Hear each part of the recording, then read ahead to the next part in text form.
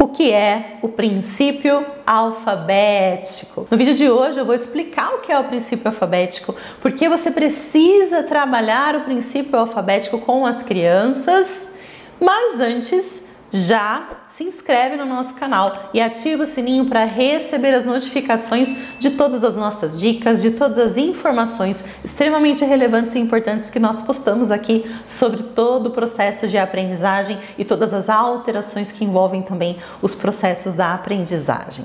Então, bora lá entender o que é o princípio alfabético.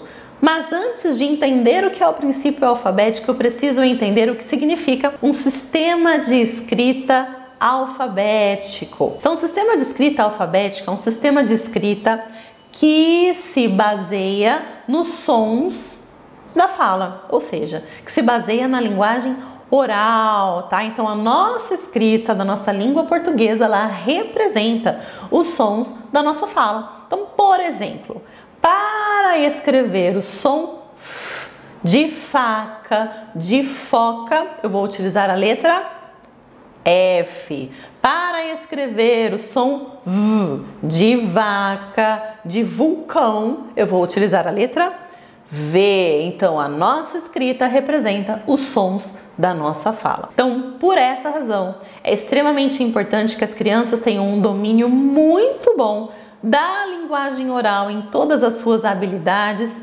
e principalmente de consciência fonológica, certo? Porque se eu tenho letras que representam sons, quanto maior for o meu domínio nas habilidades de consciência fonológica, melhor eu vou ser no processo de decodificação e de codificação, ou seja, melhor eu vou ser para transformar letra em som e transformar som em letra na hora de ler e na hora de escrever. E quais são os pontos aí que estão dentro do princípio alfabético e que precisam ser trabalhados com os nossos escolares para garantir esse bom desenvolvimento do processo de leitura e de escrita? Primeiro, o desenho das letras. As crianças precisam reconhecer quais são os desenhos das letras, ter esse vocabulário, né, de quem são as letrinhas. E quando eu falo desenho de letra, não estou falando apenas de letra bastão, eu estou falando também de letra imprensa e de letra cursiva maiúscula e minúscula. Ah, Dani, mas as crianças vão aprender as letrinhas na educação infantil. E na educação infantil, elas ainda não podem fazer letra cursiva. Você está certo, tá? As crianças da educação infantil não estão prontas ainda para desenhar a letra cursiva, mas isso não significa que ela não esteja pronta para reconhecer o desenho das letras, tá? Então, quando eu falo reconhecer desenho, conhecer o desenho das letras, é olhar para o desenho e saber que aquilo lá é a letra A, que é a letra B, que é a letra C, que a letrinha A pode ter 4 desenhos diferentes, né? Porque são 4 tipos aí de letras. Então é isso que eu tenho que garantir para as minhas crianças e vou trabalhando com elas de maneiras diferentes na educação infantil e nos anos iniciais de alfabetização aí no ensino fundamental, ok?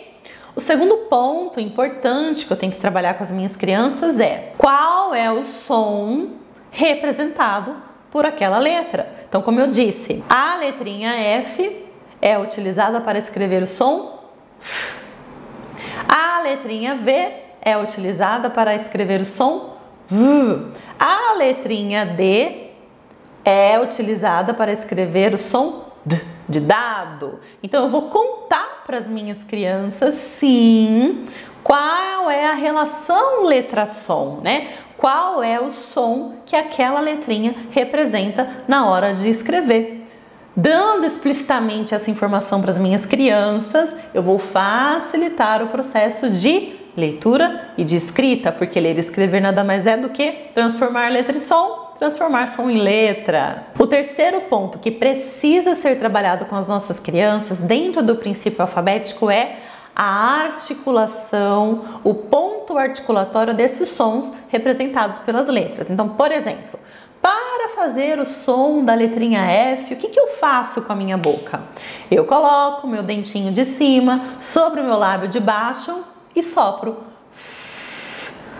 Ok? Então, isso é ensinar o ponto articulatório do som das letrinhas para as nossas crianças, tá? Isso é importante porque eu estou dando uma referência a mais para minha criança se apoiar, para minha criança buscar aí as informações dentro do cérebro para poder escrever corretamente, e porque nós temos na nossa fala sons que são parecidos, sons que são muito próximos, como por exemplo os pares surdos e sonoros. Então a letra F e a letra V, por exemplo, tem o mesmo ponto articulatório, com a diferença de que na produção do V eu tenho a presença da vibração da prega vocal, enquanto que na produção do sonzinho do F eu não vou ter a vibração da prega vocal. Então eles são muito parecidos visualmente, no movimento, e auditivamente. Então, se eu dou para minha criança essa informação, por exemplo, de que o V tem essa vibração da prega vocal, ligo o motorzinho na garganta, eu facilito para que ela evite as trocas entre essas duas letras, tá? Então, ensinar o ponto articulatório também é um apoio a mais para as nossas crianças e precisa ser trabalhado. Dani, não tenho essa informação porque eu sou professor, sou psicopedagogo, sou neuropsicopedagogo, sou coordenador e eu não sei esses pontos articulatórios.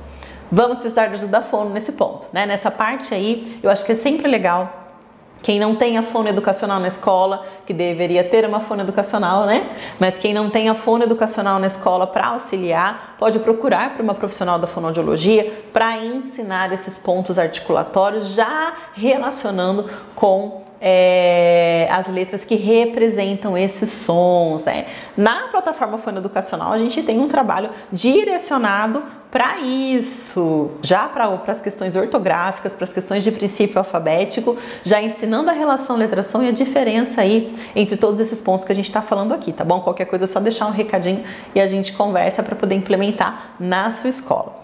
E vamos lá para o quarto ponto que precisa ser trabalhado com as crianças dentro do princípio alfabético, que é a estereognosia. Dani, o que é estereognosia? É a nossa capacidade de identificar e reconhecer objetos através do tato, certo? Então, se eu virar você de costas e desenhar uma letra nas suas costas, através do movimento que eu fizer nas suas costas, você vai saber qual a letra que eu desenhei. Se você pegar uma letra de madeira de olhos fechados, você vai reconhecer que letra é essa, tá? Então é esse domínio tátil sobre as letras, que pode ser trabalhado com letra lixa, com letra madeira, com pintura, com recorte.